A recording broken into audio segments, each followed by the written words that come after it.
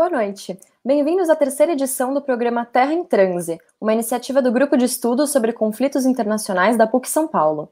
Na última segunda-feira, a ministra da Mulher, da Família e dos Direitos Humanos, Damares Alves, assinou 295 portarias para anular a anistia política a ex-cabos da Força Aérea Brasileira. A ministra alega que não há comprovação de perseguição a essas pessoas durante a ditadura militar. Essa não é a primeira vez que o governo Bolsonaro apresenta entraves à prática do direito à memória. Em 5 de maio, o presidente recebeu o tenente-coronel da reserva, Sebastião Curió Rodrigues de Moura.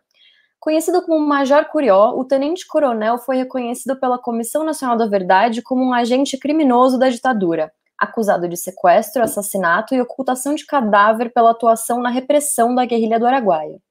Após a visita, a SECOM compartilhou mensagens colocando Curió como um herói. Antes das eleições de 2018, Jair Bolsonaro já homenageava agentes ditatoriais reconhecidamente criminosos.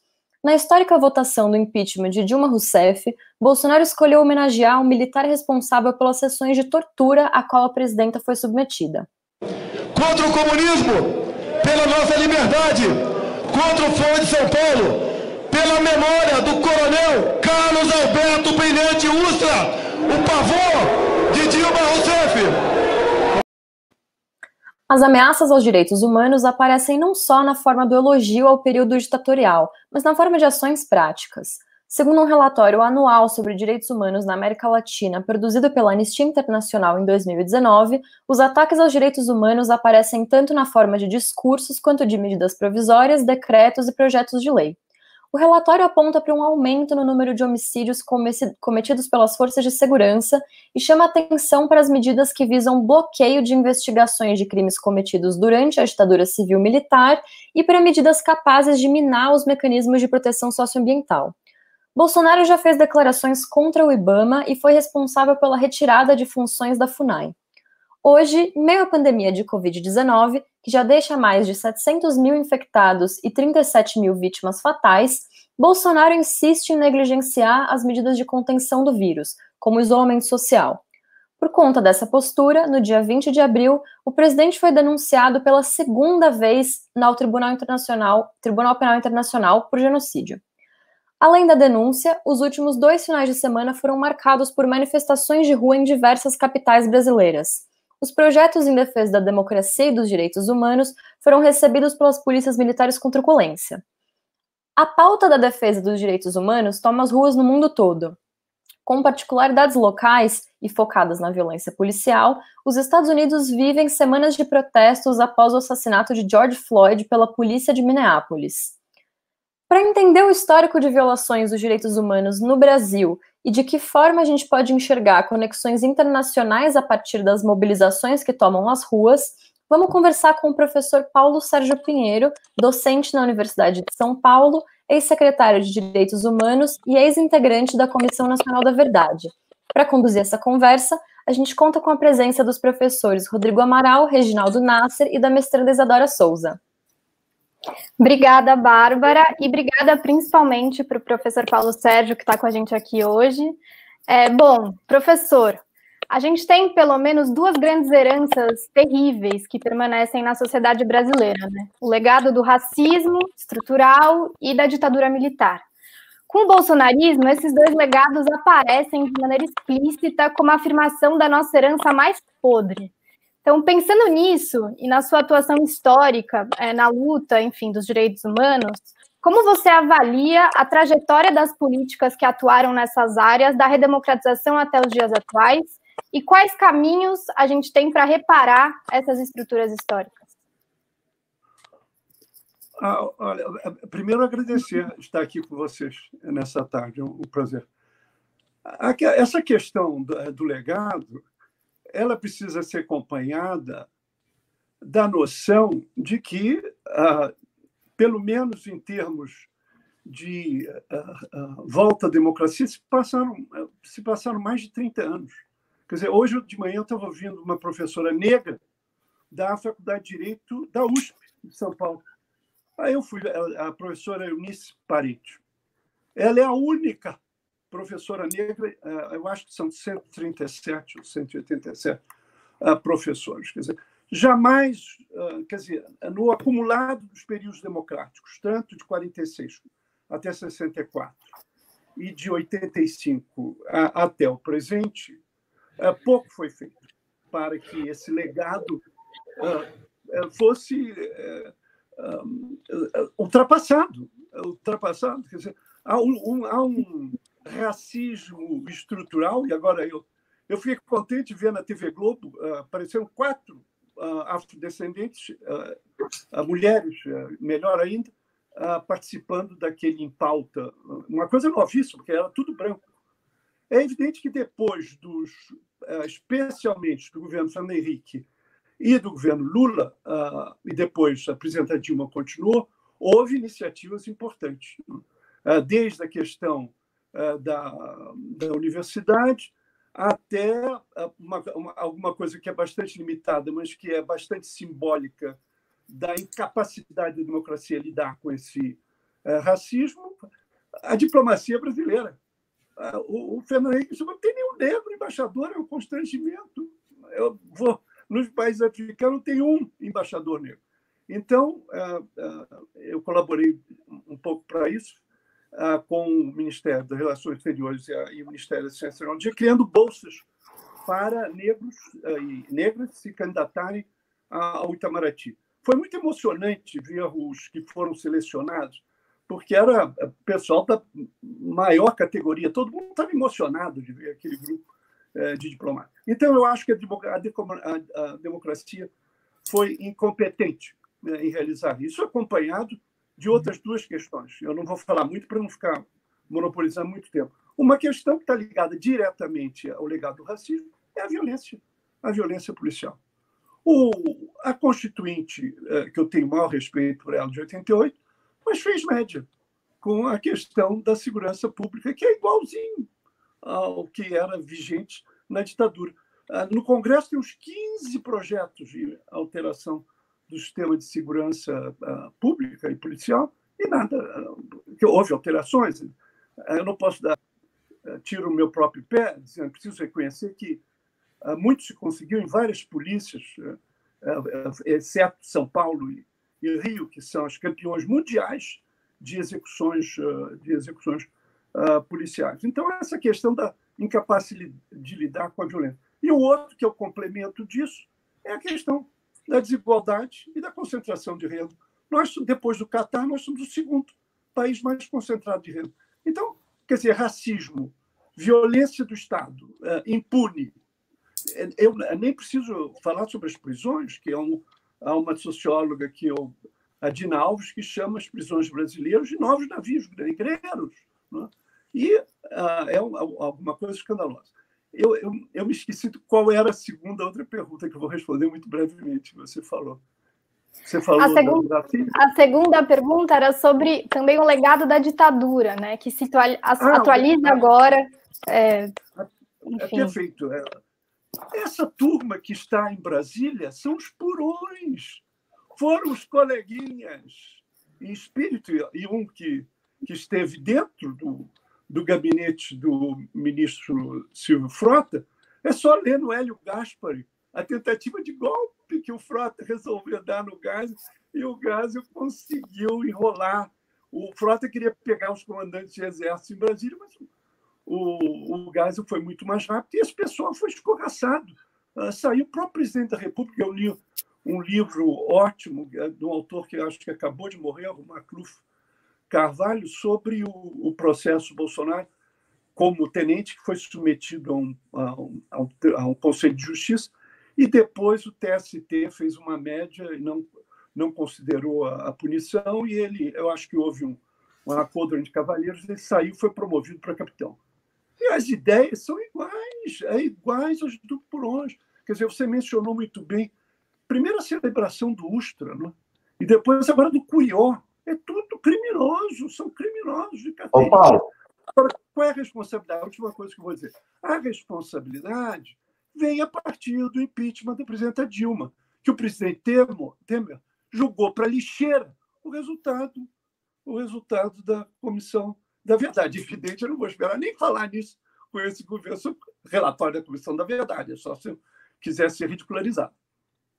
Então, mas... Não, agora nós estamos falando da volta dos fantasmas, né?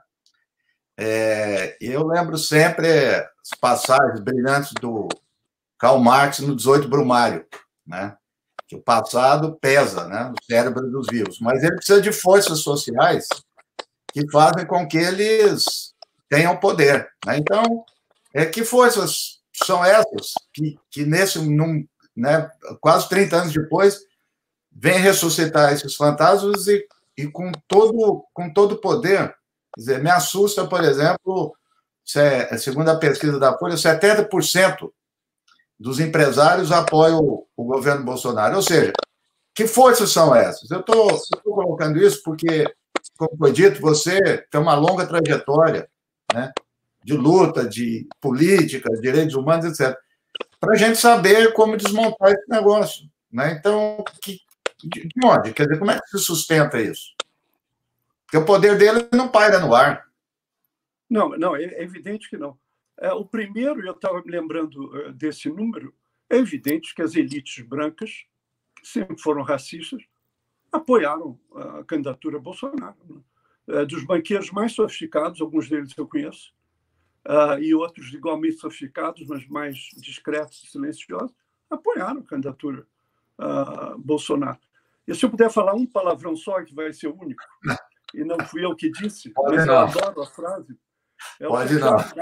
o Santiago Dantas, que um dia disse, o Santiago Dantas, a figura extraordinária.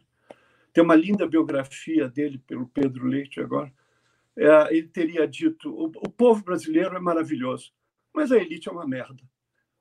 Se dizia basicamente a mesma coisa. É uma elite infecta, é uma elite que aguenta tudo, absolutamente tudo esse governo, pelos dados da Datafolha que você falou. Segundo, é evidente que ele tem uma base popular. E quer dizer,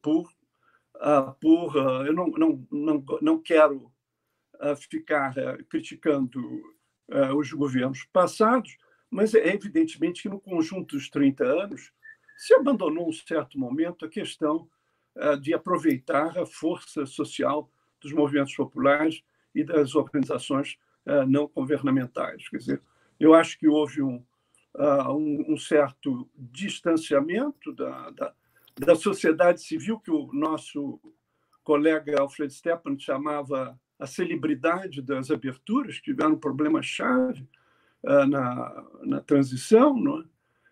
A sociedade civil de diversos conteúdos. Não é à toa que a nova Comissão de Direitos Humanos se chama Comissão Arms, porque Dom Paulo foi um desses artífices dessa celebridade das aberturas. Então, evidentemente que há um problema de ampliar a cumplicidade cidadã com a maioria do povo brasileiro. Eu acho que vários grupos sociais foram abandonados. Quando se vê esse número de informais, é evidente que houve progresso. Eu digo sempre nos 3 últimos governos. Eu sou suspeito porque eu colaborei 8 anos, que é o governo Fernando Henrique, depois o governo Lula e do governo Dilma, que eu tive participações por outras razões. Eu acho que isso foi o trio virtuoso da política, e eu acho que realmente há responsabilidades, e eu também não vou entrar nisso, porque não é hora de olhar para o passado, como disseram o Ciro e o Fernando Henrique numa ótima entrevista com a Marina que eles fizeram, uma responsabilidade enorme das forças políticas que tinham condições de barrar a volta da extrema-direita e que, senão, não se uniram. É evidente que hoje, como remediar isso, é uma frente ampla. É uma frente ampla, não dá para a gente ficar catucando o passado, né? Eu, apesar de ter aversão a alguns signatários de alguns manifestos, mas eu me revejo e digo, não dá, essa hora não dá para escolher o adversário. Nós não podemos bancar a Frente Popular do Comintern, que se aliava aos socialistas para condená-los melhor. Deu no que deu em nazismo. Agora, nós já estamos... Eu recomendo ler a tribuna, o texto do Jean de Freitas, que foi excelente análise conjuntural. Nós já estamos numa democracia limitada. Não é? Nós estamos, como se faz nos filmes, é um making of. Nós estamos no making of da ditadura, já estamos. Não é? Então, não dá para brincar.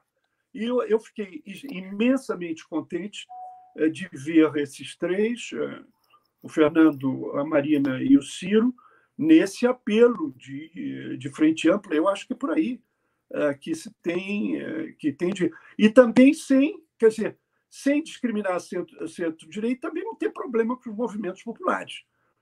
Temos que ter uma empatia com movimentos, mesmo que nós não participemos, o movimento sem terra. Está na hora de todo mundo junto. Depois se briga.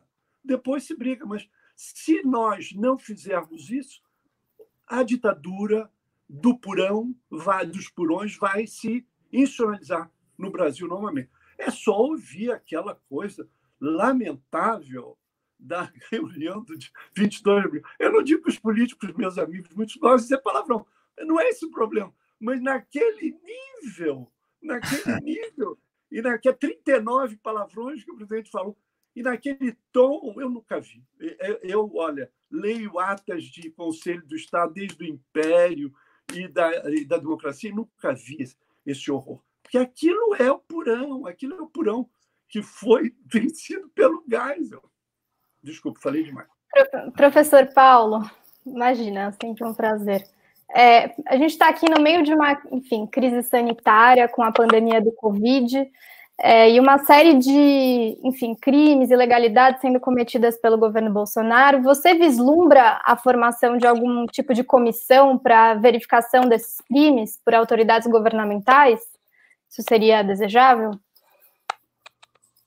Olha, comissão de direitos humanos não falta, né?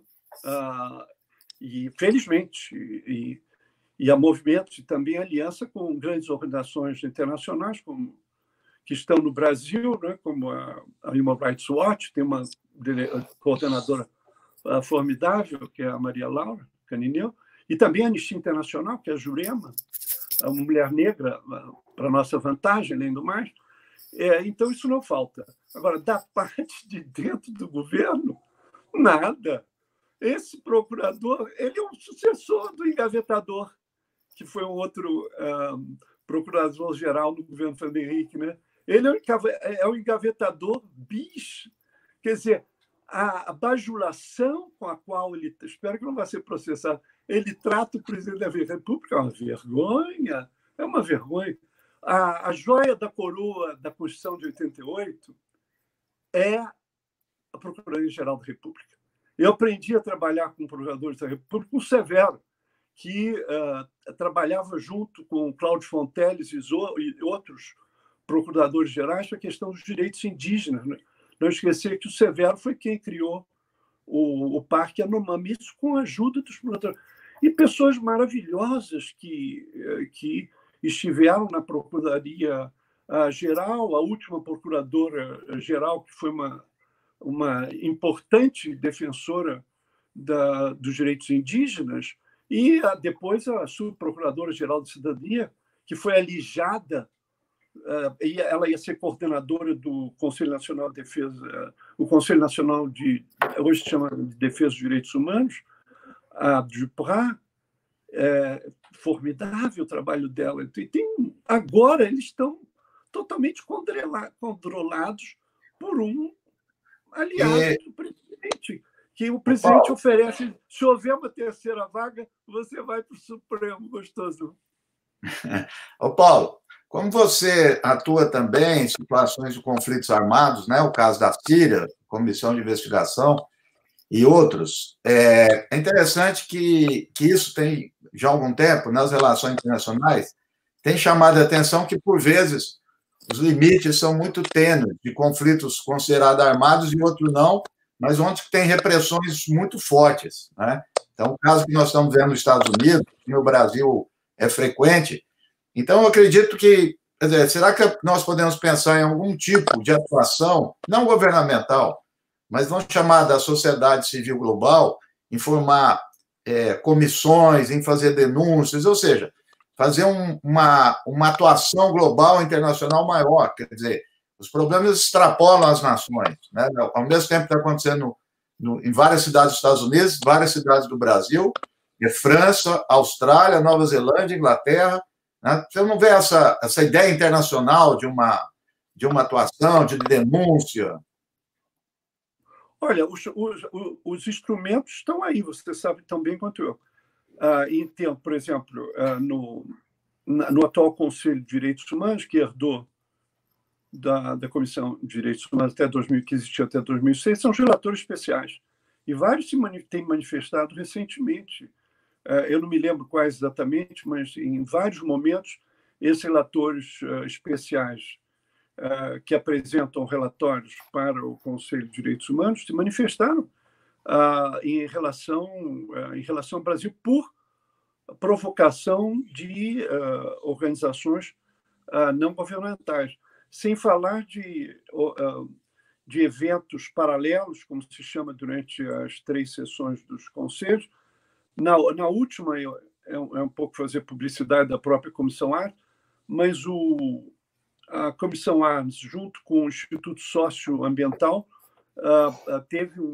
houve um evento paralelo, inclusive com a presença do Davi, o fabuloso líder indígena Yanomami. E, então, isso, em relação ao Brasil, muito tem sido feito.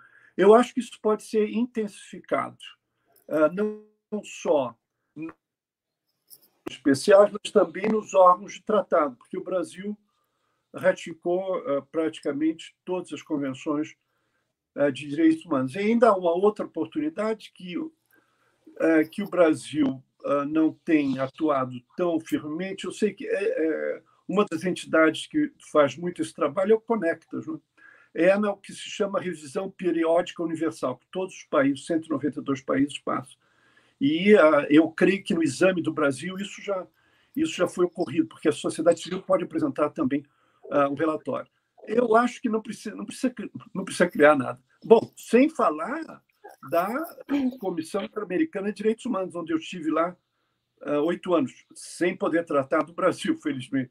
Mas a comissão tem, os relatores da comissão e as assembleias da comissão têm dado espaço ao Brasil, e várias entidades têm enviado denúncias, etc. Então, eu acho que não... Oi? Desculpa. Não, deixa eu só dizer isso. Desculpa te interromper. Eu acho que não precisa ser criado nada. O que precisa ser feito é uma ação mais organizada das entidades, com as universidades, evidentemente, que não há coisa melhor para preparar relatório do que a universidade. Então, isso precisa ser organizado melhor. Para finalizar, rapidamente, a gramática dos direitos humanos ela tem perdido espaço hoje, né, para o discurso autoritário, mas, por outro lado, ela também vem se rearticulando e se expandindo através do movimento dos novos movimentos sociais. Enfim, como você vê esse movimento aparentemente ambíguo? Quais são os riscos e as oportunidades aí para a luta dos direitos humanos atualmente, para finalizar? Olha, sem querer ser pedante, a gente não deve nunca esquecer que a luta pelos direitos humanos ocorre num campo contraditório, que é o Estado. Porque o Estado, por causa do monopólio da violência, que o presidente Bolsonaro agora quer ir por água abaixo, armando o cidadão, e, por outro lado, o Estado tem a face que é quem deve realizar as garantias, defender as garantias de direitos humanos. Eu acho que caminhou muitíssimo nisso, em termos da quantidade de órgãos de tratado de direitos humanos, né, que vão dos desaparecidos até as crianças, e esses novos movimentos, como nós estamos vendo nas últimas semanas, e inclusive no Brasil, de uma certa maneira, isso dinamiza a cobrança dos direitos humanos. Porque o problema é que, durante 30 anos, nós estivemos habituados a contar com o Estado como aliado, apesar de crise, apesar de conflitos, etc. Isso não tem o menor problema. Mas eram aliados, todos os presidentes fizeram. o presidente Sarney, que fez 90 anos, eu gosto sempre de lembrar, quando eu encontro ele, foi ele que assinou a Convenção da Tortura em 1985 e o Pacto Internacional de Direitos Civis e Políticos. Podia ter não assinado, ele assinou. Os milicos se recusaram a assinar. Isso em 1985. O Brasil foi dos primeiros a assinar. E depois todos os presidentes, sem exceção, todos colaboraram. Aqueles presidentes na instalação da Comissão Nacional da Verdade era muito simbólico disso. Então, nós temos que repreender. Está voltando, quer dizer, quando nós achamos que a distensão lenta, gradual e segura acabou na transição, nós só íamos avançar. Não! De repente, a ideologia do Purão veio à tona e nós temos que nos reaprender a lidar na democracia com a ameaça de uma ditadura por governantes eleitos, que o Brasil é sempre monstruoso. Então, essa a monstruosidade que o Brasil, o modelo que o Brasil vai oferecer ao mundo é um governo democrático, autoritário, eleito. É isso. Quer dizer, um governo autoritário sob o regime democrático, eleito. É essa a situação. Então, é evidente, e para nós voltarmos ao princípio, para a população negra, que felizmente hoje é a maioria, isso é um desafio enorme, porque nas periferias da grande cidade eles são caçados como escravos. Né? Essas crianças que morreram pela polícia, desde que a comissão começou, caso atrás outro, e esse menino do elevador, em que a patroa, a mulher do prefeito branca, aperta o botão do elevador e solta a criança, porque ela é negra, e não vai acontecer nada com ela. Não vai acontecer absolutamente nada com ela. Mas, apesar dessa mensagem desanimadora, eu acho que a sociedade brasileira está aprendendo. Esperamos que as elites se descolem desse governo autoritário. Com certeza. E que as forças políticas façam uma verdadeira, autêntica frente ampla, senão nós estamos todos ferrados. Muito obrigada, professor Paulo Sérgio. Vou passar a bola agora para o Rodrigo, que vai dar uma série de indicações aí para a gente. Eu que agradeço. Obrigado. Obrigado, professor Paulo Sérgio. Obrigado, pessoal. Bom, achamos importantes nessa parte final do programa destacar algumas iniciativas e organizações que têm historicamente se engajado nessa luta pelos direitos humanos distintamente. Algumas delas o próprio professor Paulo Sérgio já até adiantou. Todas essas entidades que eu vou citar vão estar presentes aí no acesso do Facebook e do YouTube da TV PUC e do GES, então vocês podem acessar o link dessas organizações posteriormente. O primeiro caso a ser citado é o Alto Comissariado para Direitos Humanos da ONU, que se existe um mainstream sobre direitos humanos, sem dúvida nenhuma, ele é representado por essa agência da ONU, sendo o principal ator global de direitos humanos. É uma organização que presta assistência na forma de conhecimento técnico, desenvolvimento de capacidade a fim de apoiar a implementação de normas internacionais de direitos humanos. Ela ajuda os governos, que são os principais responsáveis pelas definições de padrões e proteção de direitos humanos, a cumprir suas obrigações e apoia os indivíduos a reivindicar os seus direitos. Duas importantes entidades não governamentais que merecem destaque no cenário internacional, inclusive mencionadas pelo Paulo Sérgio, é a Human Rights Watch e a Anistia Internacional. Brevemente, a Human Rights Watch é uma organização não governamental que investiga e relata abusos ocorridos em todo canto do mundo, né? Trabalha para proteger os mais vulneráveis, desde minorias civis em tempos de guerra até refugiados e crianças carentes. Dentro da Human Rights Watch, a frente de elaboração de relatórios que denunciam abusos de direitos humanos em mais de 100 países são referência no mundo todo e servem de alerta aí para a comunidade internacional. A segunda ONG internacional importante é a Anistia Internacional, que é um movimento global que conta com mais de 7 milhões de pessoas, desde doadores, colaboradores, que repudiam a injustiça e trabalham por uma ampla disseminação dos direitos humanos. A Anistia trabalha em 3 principais frentes, né? A primeira delas, a denúncia e exposição de práticas de tortura, prevendo a devida responsabilização e criminalização dos seus perpetradores. A segunda, a luta pela abolição da pena de morte. E a terceira, a acusação de regimes autoritários e suas violações de direitos humanos, pressionando aí a comunidade internacional a punir os responsáveis por esses crimes. Existem também mobilizações importantes em prol dos direitos humanos que partem da sociedade civil, não necessariamente funcionando como uma instituição. mas como uma frente popular ativista. Esse é o caso da The Rising Majority, uma frente ampla e internacional por justiça social, antirracista e anticapitalista, organizada para ser uma coalizão que busca desenvolver uma estratégia coletiva a fim de ampliar o poder das massas e construir um alinhamento entre múltiplos movimentos sociais. Vale também mencionar iniciativas aqui no Brasil, né? Duas delas, importantes ONGs que têm impactos locais e regionais, são a Conectas e o Instituto Sou da Paz, né? A Conectas, também mencionada pelo professor, foi criada em 2011 e considera-se um movimento vivo e global que persiste na luta pela igualdade de direitos. Conectados aí a uma rede extensa de parceiros espalhados pelo Brasil e pelo mundo, contribuem para o avanço dos direitos humanos a partir de um olhar nosso, do Sul Global, dando especial atenção, principalmente no que diz respeito à denúncia de pessoas privadas de liberdade, à violência policial, aos impactos da guerra às drogas e também promovendo o direito ao protesto e manifestações civis. O Sou da Paz, por outro lado, começou com uma campanha pelo desarmamento, né, lançada em 1997 e se torna um instituto em 99. Nasceu para apresentar soluções eficientes para quem sofre com violência e criminalidade todo dia. O Sou da Paz ele atuou pela aprovação do Estatuto do Desarmamento e sua implementação, e no âmbito internacional participou das mobilizações pela aprovação de um Tratado Internacional de Controle de Armas.